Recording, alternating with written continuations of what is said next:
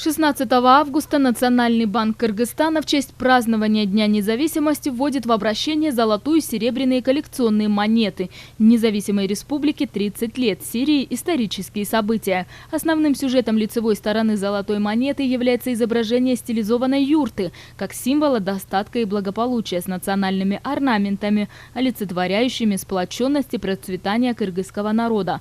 В центре юрты расположена надпись «30 лет».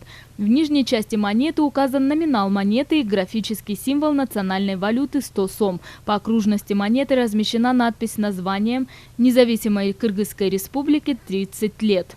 Обратная сторона монеты содержит изображение шердака, войлочного ковра с национальными орнаментами. В центре представлен герб Кыргызской республики. В левой части монеты указана проба металла и вес монеты. В правой – год выпуска. По окружности монеты размещена надпись «Национальный банк Кыргызской республики». Основным сюжетом лицевой стороны серебряной монеты является изображение географической карты каждого региона Кыргызстана, представленной в виде цветка с 7 лепестками, объединенных надписью «30 лет», как символ межрегионального и территориального единства. В нижней части монеты расположена надпись «30 лет независимости». В левой части указана проба металла и вес монеты, в правой – номинал монеты 10 сомов.